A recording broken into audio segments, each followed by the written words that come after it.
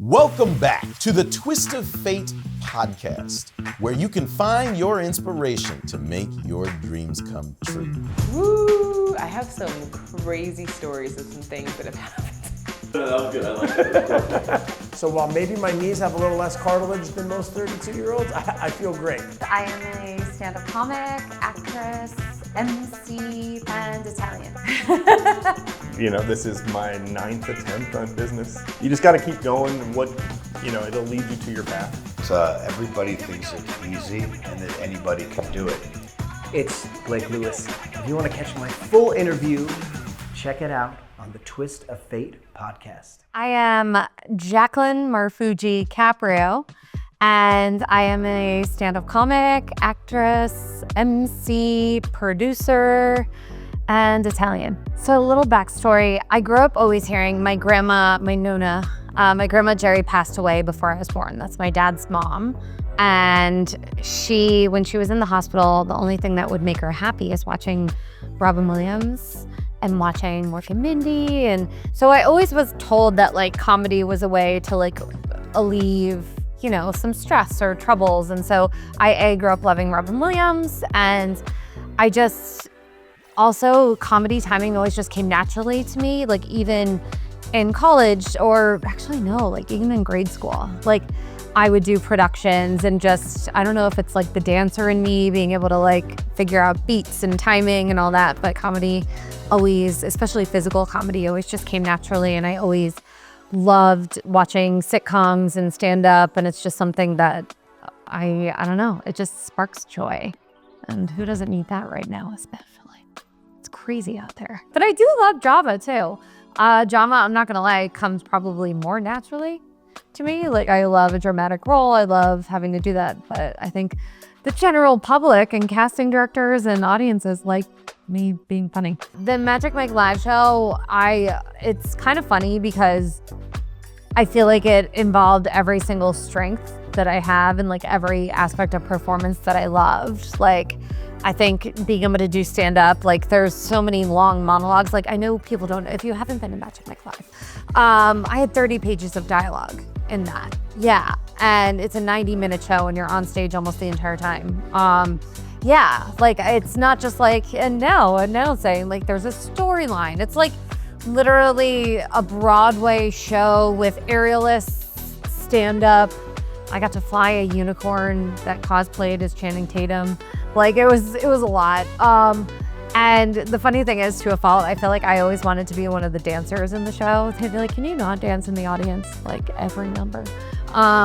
So it involved dancing, it involved comedic timing. And it also like, I was recruitment chair at my sorority. I'm a girl's girl. I love connecting with women. I love making them feel empowered. I love being like, girl, I get it. Like, yeah, this sucks. Or like lifting women up and telling them like, you look beautiful, like be confident, have fun, like let go. And like it involved a lot of that. So that's something like I like loved about it too. So it just had like so many different aspects of all the things that kind of make me. So yeah, it was really fun. And I got to work with some incredible choreographers and dancers that I looked up to. I grew up loving Britney Spears and like early 2000s dancers, Usher, Janet Jackson, like pop stars, and all these people from Magic Mike worked with all these people. I grew up watching them in music videos. So like that was like, that was such like a pinch me moment. Like even at the audition, I was more excited about like, seeing Allison Falk, who was our like creator choreographer, than like hearing about Channing Tatum. I was like, who? It was a really cool experience. I got to meet some amazing people and like also share the stage with some incredible talents. And so, yeah, it was kind of just everything wrapped up into one show. It's going to be a hard show to beat, but I've found some other shows that have all of that in it and more. So it's been a good journey. My in-laws, my parents, like everyone heard Magic Mike and like strip show, and they were like, what are you doing? But it's all very tastefully done. Like I just worked with a show called Ladylike, which was like a female burlesque show. And like, again, every dancer was so technically trained and incredible and amazing. And like, I was kind of the comedic relief that kept the storyline going.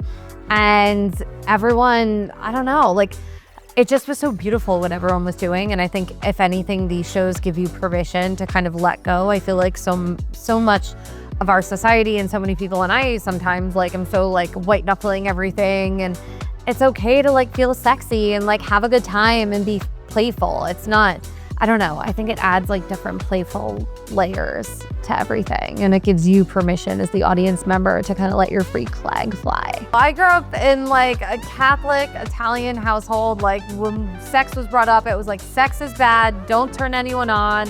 No, until you're married. Like that, like we don't talk about it. Like that might be why I've done these shows. I don't know. And I do stand up, and in my stand up, I make fun of like awkward sex situations. And I think that is what is so relatable to stand up. I'm not like, oh my God, everything's amazing. Like I talk about like the awkward stuff that happens in relationships, the awkward stuff that happens in the bedroom. Like you gotta call it out, you know? And that's the stuff that people laugh at the most, because they're like, that happened to me too.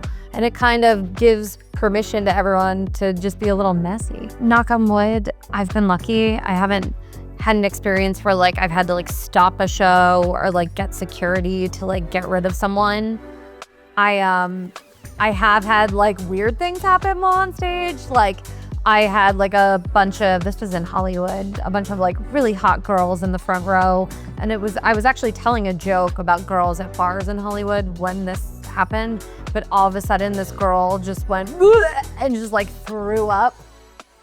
And immediately I was like, oh, and that's Chardonnay Barbie. Like it was just like, you kind of just have to like keep going. So if anything, when it comes to hecklers, like you just kind of have to like be on your toes. I find I'm not the type of comic that wants to like let them like go wild and like give them the space. I feel like everyone's become so obsessed with like crowd work videos and all of that. And that's kind of, I'm more of a storyteller. I like doing my stuff. I love connecting with the audience, but I also, as an audience member and someone that loves stand-up and has sat in on stuff, I just think it's kind of annoying to like let someone in the audience kind of like take over and take the air out of the room. And that's, I don't know. I don't think that's that funny. So it sucks forcing yourself to write every single day. It sucks showing up at these open mics that are torturous every single day, or going to shows that are 2 hours away, or having to like drive a headliner to a show that's 4 hours away. Like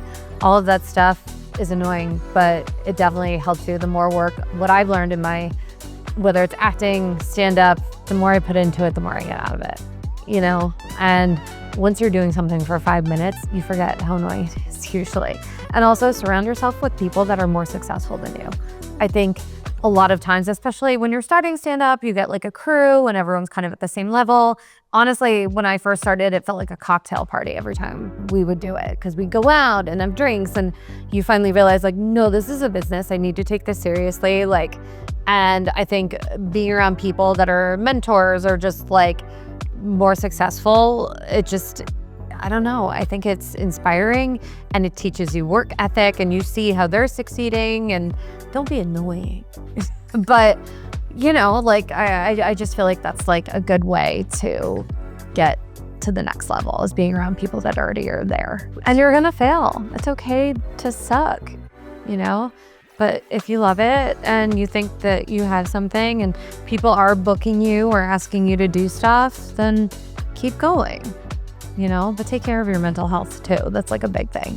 Sometimes you gotta tap out. Sometimes yeah. Ciao fam, I am Jaclyn Marfuggi Caprio, and if you want to check out my entire podcast, which you should, check it out on the Twist of Fate podcast.